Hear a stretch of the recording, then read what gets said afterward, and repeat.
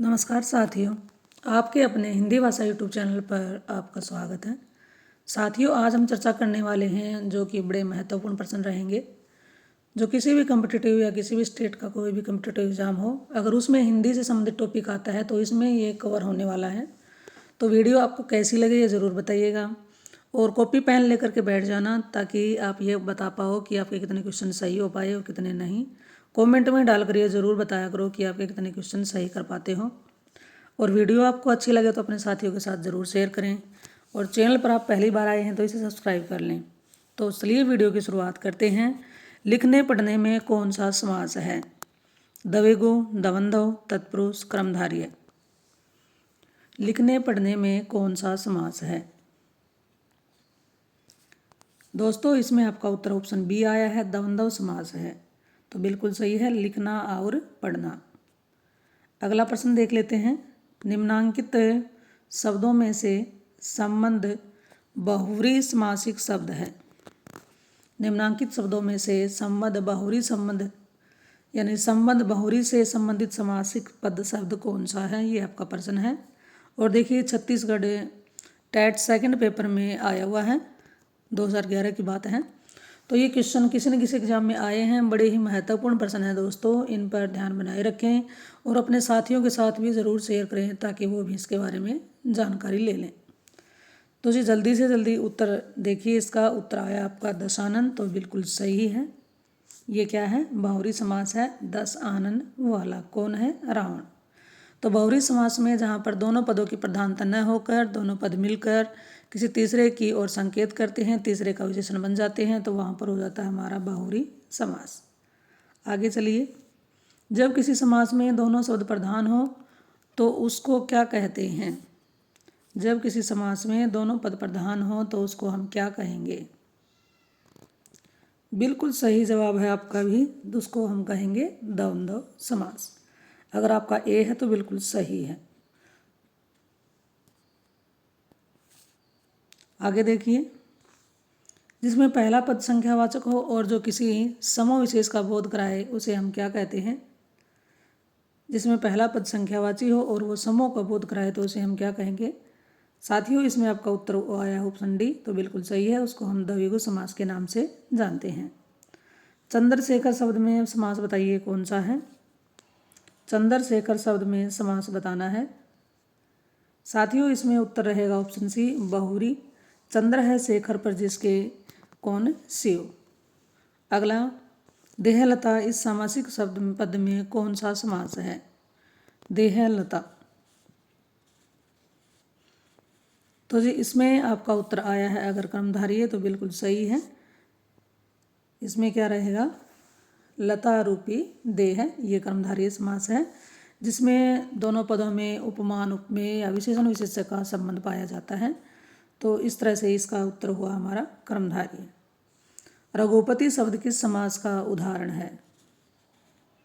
रघुपति शब्द किस समास का उदाहरण है?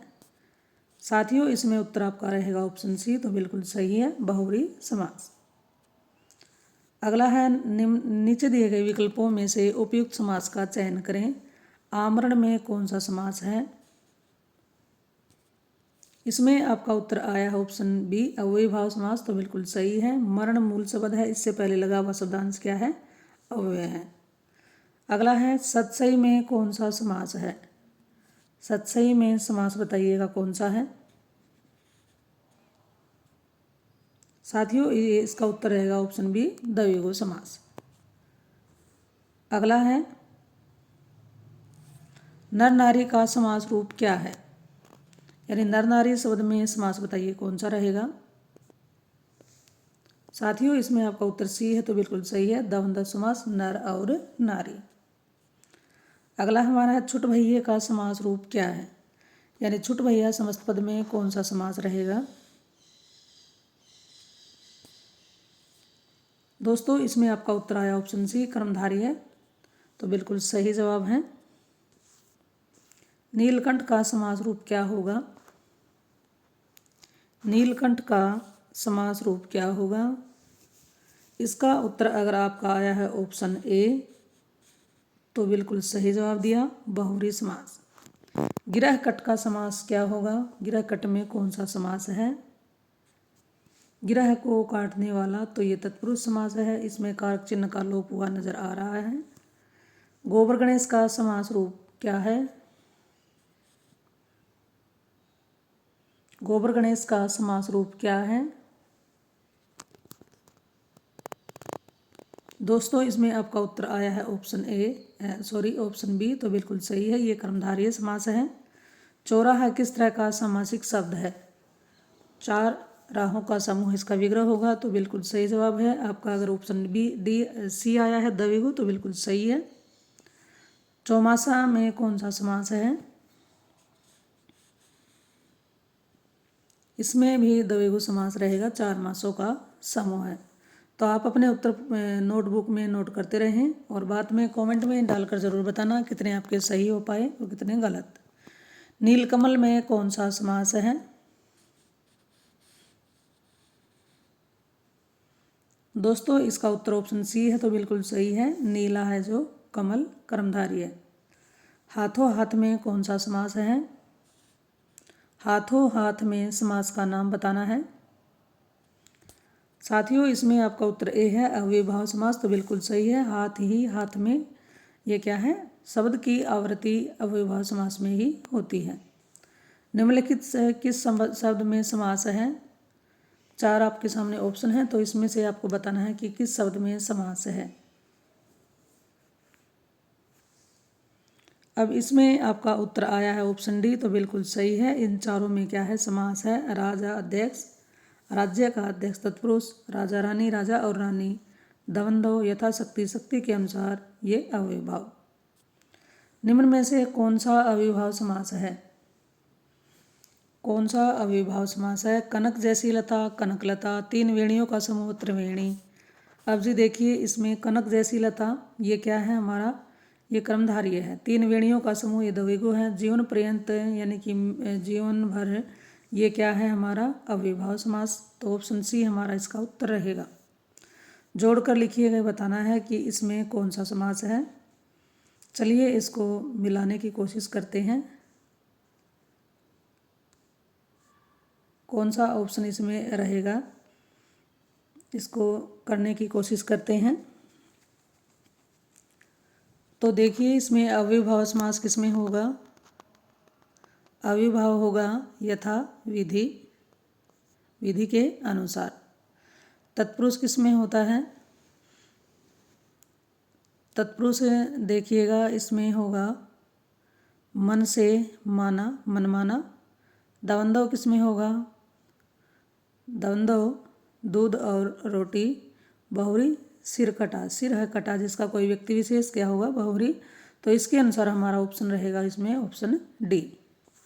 अगला हमारा प्रश्न है, 3 भुवनों का समूह है त्रिभुवन, यह कौन सा समास है?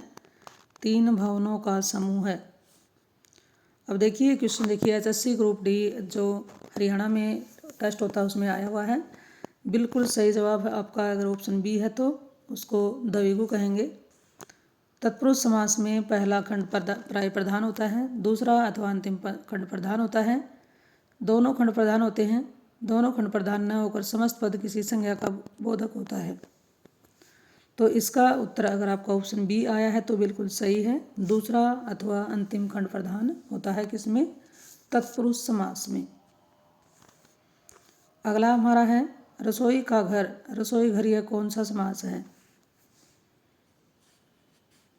इसमें आपका उत्तर अगर आया है ऑप्शन बी तत्पुरुष, तो बिल्कुल सही है। इसका रसोई का घर नहीं होना चाहिए, रसोई के लिए घर होगा। अगला है धर्म से भ्रष्ट, धर्म भ्रष्ट में कौन सा समास है? इसका दोस्तों आपका उत्तर आया है तत्पुरुष, तो बिल्कुल सही है आपका उत्तर। साथियों ये ज़रूर बताना कि आपकी तैयारी, कि आपके क्वेश्चन कितने हो पाए, ताकि ये अनुमान आप लगा पाओ कि आपकी तैयारी हिंदी में कितनी पहुंची है। 10 हैं आनंद जिसके, 10 आनंद रावण, या कौन सा इसका क्या रहेगा समास? इसका उत्तर रहेगा बहुव्रीहि समास। पंजाब शब्द में अब कौन सा समास है? किसी न किसी एग्जाम में क्वेश्चन आए हुए हैं, बड़े ही महत्वपूर्ण प्रश्न है जी। पंजाब शब्द में कौन सा समास है? तो ये 5 आबों का समूह क्या है? द्विगु समास है। राजा की सभा, राजसभा, यह कौन सा समास है?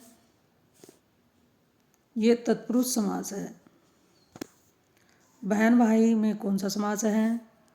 बहन और भाई, ये रहेगा द्वंद्व समास। समस्त पद और विग्रह समास के नाम के साथ मिलान करना है। मिलान वाला क्वेश्चन फिर से आ गया है। चलिए इसको मिलाने का प्रयास करते हैं और थोड़ा सा छोटा करने का प्रयास है ताकि आपको नज़र आ जाए। अब चलिए इसमें मिलाने की कोशिश करते हैं। सबसे पहले हमारा है वाग्दत्ता, तो वाणी द्वारा दिया गया, तो इसमें हमारा चलिए करते हैं।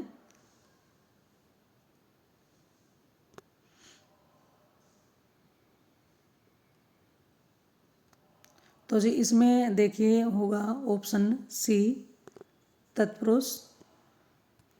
आपको वैसे बताना पड़ेगा, इसमें हो नहीं पा रहा है, ऊपर नीचे जाने से ये हट रहा है यहाँ से। तो वाग्दत्ता क्या रहेगा? तत्पुरुष। और उसके बाद हमारा है धर्माधर्म, धर्म और अधर्म, ये क्या है? द्वंद्व, बिल्कुल सही है। सप्ताह है, इसमें रहेगा हमारा कर्मधारय। कमल नयन, सप्ताह में कर्मधारय नहीं होगा, सप्ताह में होगा हमारा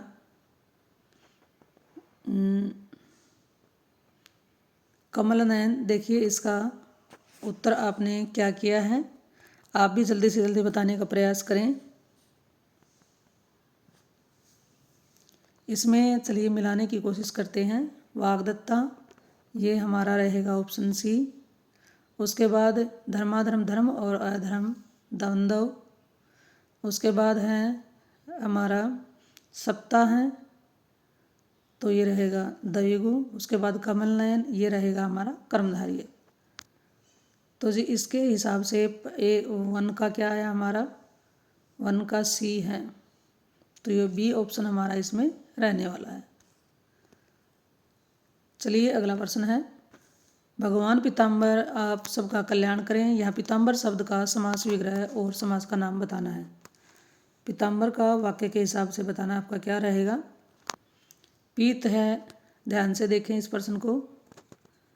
भगवान पीताम्बर आप सबका कल्याण करें, यहाँ पीताम्बर शब्द का समास विग्रह और समास का नाम बताइएगा। तो जी इसमें आपका उत्तर आया ऑप्शन सी, तो बिल्कुल सही है। पीत हैं अंबर जिसका, अर्थात वह श्री कृष्ण, ये रहेगा हमारा बहुरी समास। अगला है पीताम्बर शब्द में कौन सा समास है?